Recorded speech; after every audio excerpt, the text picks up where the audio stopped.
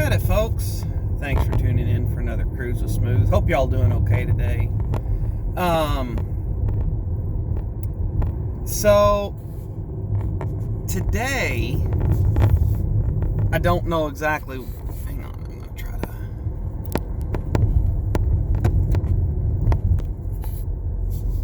There, that's a little better. So today, I don't know what brought this up in my mind, but I want to tell you, I think, the most insane car story that I've got. This happened 5.5 years ago now. Wow. I'm old.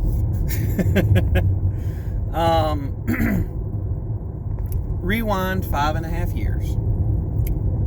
I had just started my job working at the automotive manufacturer that I work at now.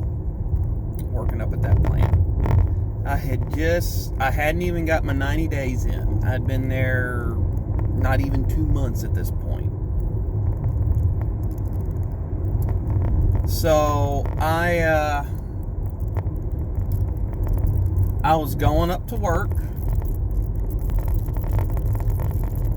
and one thing that you gotta understand is in the past 5.5 years, I've never lived close to my job. I've always had kind of a big commute since I've been up at this job.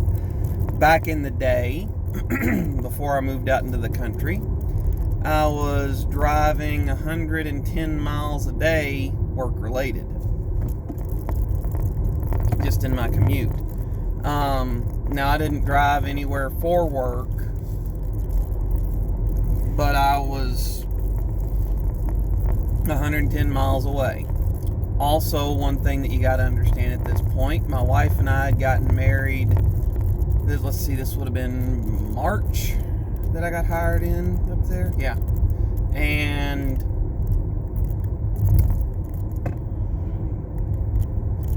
in September, the previous year, my wife and I got married, and because we'll just say that we are both fertile, we got pregnant with a honeymoon baby. So I have a baby on the way, and I've just started a new job in March.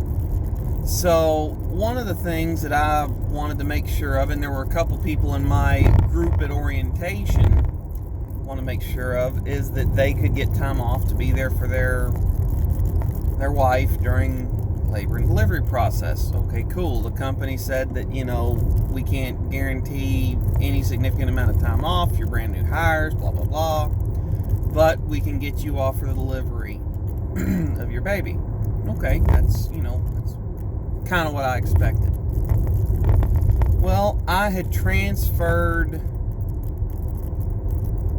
as a new hire. They were trying to put a square peg in a round hole on a job. I was 4 inches taller than anyone else I'd seen do it, and there was kind of a height element to the job. You were leaning in under the hoods of vehicles, and I was too tall to do it easily.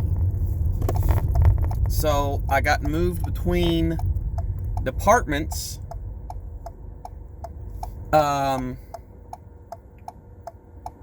one point into an area that had less height requirements, because I'm pretty tall. I'm 6'4".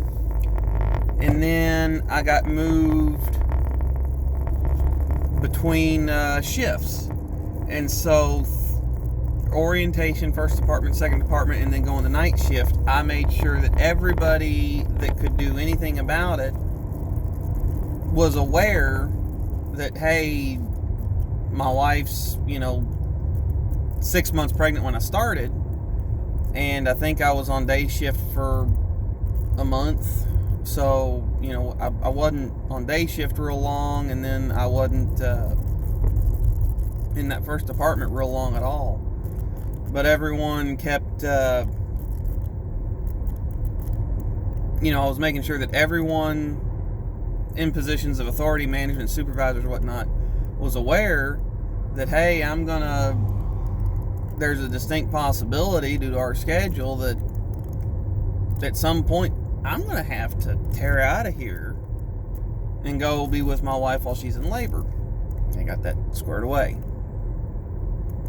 Well, let's fast forward a month after I go to night shift. I'm working my job. They had a setup there called tag relief at the time. The way that worked is during the line only stopped for lunch. So they'd shut it off for your lunch break, but that was it. So they had an extra person that would go around and give you your scheduled break. And so that guy would go, but the way that they did it is it was rolling, so you might get a 7 o'clock break one night, then 7:30, then 8, then 8:30, then 9, then 9, and on and on and on and on. So this specific night, I drew first break, which I always hated, because then you had a 4.5 hour stretch of work to get to lunch, which was a really long time to be working. But right before I go on break, my phone rings, and it's my wife. And she said, hey, my grandmother, who at the time lived 5 minutes away, is coming to pick me up. I've been having either Braxton Hicks or contractions for several hours, and I found out later that she had been having contractions while I was at the house before I left. She's like, well, I didn't want you to get worked up at work. I didn't want you to call in because you're new, you don't have time, you can't call in, blah, blah, blah, blah, blah. Okay, that's fine, I get it. She's like, she's coming to pick me up, take me to the hospital. I'll call you and let you know what's going on as soon as I know. I'm like, okay, that's fine. So I go on break right after I get off the phone with her, and I am a freaking wreck. Can't relax, can't enjoy my break. I'm just sitting outside, just worked up. Well, right after I get off my break, she calls me from the hospital. Her grandmother done come and picked her up, and they had put her on the contraction monitor. She's actually having contractions, not just Braxton Hicks. And she's like, get your butt down here, we're having a baby. Okay, cool. So I start and you gotta understand, this is a factory, big, noisy place. So when I say I'm hooting and hollering, it's not, I'm not in a confined office space competing with nothing, but I'm trying to get attention over to me to get my team leader so he can get me covered so I can get out of there, because I'm not just walking off the line and shutting it down. That'd get you in big trouble. So anyway, I get my team leader, tell him my wife's in labor. He's like, get out of here. We'll school bus. Crap. He's like, go on, I got it. We'll get someone over here to cover you. You got to get out of here. I get a ride on a golf cart. This building, I probably walk half a mile inside the building before I get to my job. And I get a ride on a golf cart up to the door to get in and out the building by where I park. And run out to my car, jump in. I have theoretically enough gas to get home, but I know I'm going to be driving a little crazy, so I got to run across the street to the closest gas station and just put like $10 in it just to make sure that I don't run out while I'm driving home, because my drive was 55 miles one way, call it 60 with the added time to the hospital. And I had like 70 or 80 miles worth of fuel left in the car, according to its little trip counter. So, I'm gonna stop and get some gas. So while I'm at the gas station, or it might have been when I left, I don't remember. But anyway, I call my dad. Now, in the rough math, I am an hour away from the hospital where my wife's in labor. And she'd had kids from her previous marriage that we've got full custody of. No biological father involved, thankfully. So, in all of her previous pregnancies, she had had 6-hour labors. And she went into labor. She first started feeling contractions, I think she said around 4 o'clock. And it's 7:30-ish when I get the call saying that she's in labor. And so, we're a little over halfway there. So I need to get to the hospital in my mind. I gotta go. So I call Dad. And I talked to him from the time I'm leaving the gas station until the time I am getting on the interstate, which was a 2-mile drive, maybe.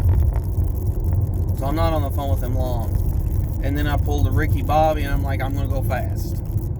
Well, at the time I'm getting on the interstate, which is just 2.5 miles from the plant, my dad is in his car driving down the driveway. And he's got approximately a half an hour ride from his driveway to the hospital. My dad did drive rather slow, and it wasn't because he couldn't drive fast, he just didn't want to. I'll get there when I get there, ain't in no hurry. Only time he'd drive fast is if he was on the interstate and everybody was going fast. So, anyway, I take off and I'm rolling. I didn't bother with turn signals, I just put my 4-way flashers on. This night, I had actually called the closest state police post in hopes that I could get an escort. I'm like, look, my wife's been in labor for this long, this is how long she's got, I need to get to the hospital now. And they wouldn't give me an escort. I'd actually called about it, a month or so prior to this just to feel it out and see, and I'm like, well, maybe I got a hold of a jerk dispatcher, so maybe if I call and say, hey, she's actually in labor. And so I'd prepared a little speech while I'm walking out to my car. What an officer, I know exactly what I was doing. I know exactly why you pulled me over. But you call this number and you talk to the woman that answers, and she will tell you exactly why I'm doing it. So that's the best I could come up with as an excuse to do what I was about to do.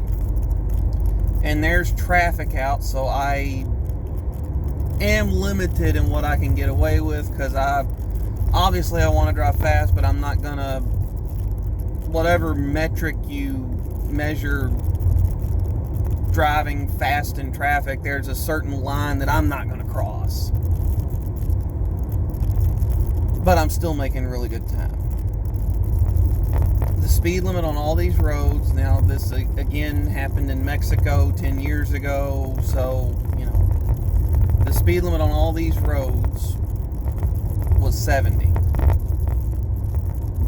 I didn't do too good on the first piece of interstate because it's only 2-lane. There was a little bit more congestion there, but on the last piece of interstate where the lion's share of the driving was, I had the cruise set at about 93. And if I got bottled up in traffic and found a gap I could get into, I'd punch it on up to 100 or 110 until I got into some traffic. And I'm going through traffic at 93. I can just hear Ed Bolian cringing. 93, that's all he was doing. But the car would go faster than that. I know that for a verifiable fact. The car would sustain faster than that. It was simply a risk calculation that I was making on the fly. So anyway, I take the absolute fastest route to the hospital where there's like 2 red lights I gotta go through. Get to the hospital, and I'm running through the hospital up to the labor and delivery room because I haven't been on the phone with her. I don't know what's going on. I'm focused driving. The old car didn't have Bluetooth connectivity or anything. So I'm, eyes on the road, 2 hands, and all that fun stuff. Get up to the room, and she's not screaming, and there's no baby. Okay, we're good. So within 30 seconds of me walking in, a doctor walks in the room. He's like, "You gotta leave." I'm like, "But I just got here." He's like, "I know. I'm about to give her the epidural. You have to step out of the room." So I proceed to flip him off to the back of his head because that's the thing to do. But I figured I just went through all the things I just went through, and you're getting me out of the room after I've been in here 30 seconds. Okay, dude. Only time I ever thought about hitting a doctor. I didn't. I thought about it. So anyway, he's like, "Just go out into the waiting room. Let you know when we're done. Won't take us 5 minutes." Or however long it takes. I don't remember. I was pretty full of adrenaline at that point. Okay, cool. So I walk out toward the waiting room. I get back there, and right as I walk through, it's just a couple steps from where her labor and delivery room was to the waiting room doors. Go through the waiting room doors, and as the door shuts, the elevator door opens, and my dad steps off the elevator. Now, again, I'm going to recap all this. I had, from my driveway where I used to live when my wife was pregnant to my work was 55 miles.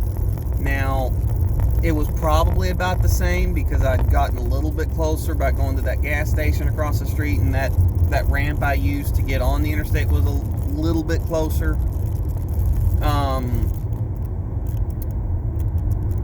But then again, she was at the hospital, which was a little bit further away. So, about 55 miles. Now, it was interstate, but still 55 miles. My dad had a 20 to 25 mile drive, depending on which way he took. There's several ways, that he could have gone to get there. But 20, 25 miles, depending on exactly which way he took and all that. And he would drive the speed limit everywhere under ideal conditions. But he got slow once it got dark. He got slow if there was anything going on, he'd slow down. He was a very cautious driver. Very good, but very cautious. So he steps out of the elevator, sees me walking out of the labor and delivery section of the hospital into the waiting room. I tell him what's going on, and he goes, "You were flying." I go, "Yeah." And so we sit down next to each other, across from each other, so we can see we're not, staring off to the side. So we sit down across from each other in the waiting room, and we talk for a couple minutes, and I tell him, "Hey, here's, and I start thinking about every dumb driving maneuver that I had just done.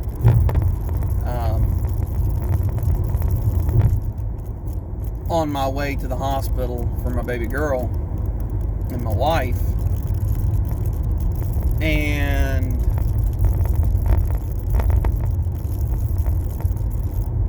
I'm splitting gaps between cars. I think the only dumb thing that I didn't do is I didn't take the emergency lane. There was once or twice I thought about it when people would get 3 across running like 70 all the way across, and I'm like, I'm getting ready to take the shoulder if you don't move. But I think that's the only stupid thing I didn't do. And like I said, no turn signals, 4-way flashers, because I'm going to be changing lanes faster than I can safely use the turn signal at the speeds I'm going. I get thinking about all those maneuvers, and I look at that and I go, I hope I never have to do that crap again. And thankfully, in the 5.5 years since then, I haven't. But there is a punchline to this whole story. So, earlier, I'm sure most of you will remember, I said that my wife, with the previous children, had always had 6-hour labors. And so, I got to the hospital 8 o'clock-ish, and she had been in labor for 4 hours, so I'm thinking, baby time, 8 o'clock, or baby time in 2 hours, 1.5 to 2.5 hours, we'll have a baby here. No, that didn't happen. Didn't happen at midnight. Not at 2 in the morning. All of which, at that point, I would have still been at work had I not left. That's like my normal scheduled work time. My normal scheduled work time was from 6 p.m. to 4:30 a.m. in the morning. And so, I'm glad I took off. But my daughter, my youngest daughter, is a drama queen, and she had to make her entrance. I fell asleep in the hospital chair next to my wife that night. And we didn't fall asleep till late. But fell asleep next to her, and I woke up to her water breaking. Water hadn't broke, she was just having contractions. And the doctor was in there, and he's, oh good, we'll have a baby here soon. Baby showed up. Now, bear in mind, this is the following morning. Her and I had stayed up late. She couldn't go to sleep. She was tired, but she's having contractions, so she has to be very tired to go to sleep, and she still woke up through the night. Well, so we stayed up till about 2 or 3 in the morning watching TV, and then went off to sleep, and I slept through until her water broke, and she was kind of in and out based on contractions. Well, anyway, water broke, and the baby came out at 11:33 a.m. I always said, I wouldn't have done this to my wife, but I always said that as stubborn as that girl was, and as late as she came compared to when you started having contractions, I could have finished my shift out at work, driven home at a normal pace, gone home, showered, taken a cat nap, got up here 10:30 in the morning, and been here, and I would have been in much better shape than I am now, because sleeping on those chairs, I was kind of a pretzel. So, yeah, just, that was just the most insane driving story I've got. I think just due to the sheer number of lane changes, the difference in speed I was going between me and all the traffic around me, because most of them were doing 70, 75, and I'm doing 20 miles an hour over the fastest people on the road, and I'm going like the semis that are governed at 56 or 62 or whatever. I'm just blowing their doors off. and I probably averaged about 85 to 90 miles an hour between the two places, because I beat my dad and he had way less of a drive than I did. So anyway, that's my crazy driving story. Hope y'all are staying safe out there during COVID. Hope y'all are staying safe during everything going on. Hope y'all are not going insane during this election cycle. It's part of why I wanted to talk about this, just do something different. That's why I did the dog video yesterday. Anyway, I'm out of here, guys. Thanks for tuning in for another Cruising Smooth. We'll catch you next time. Hope y'all are doing okay.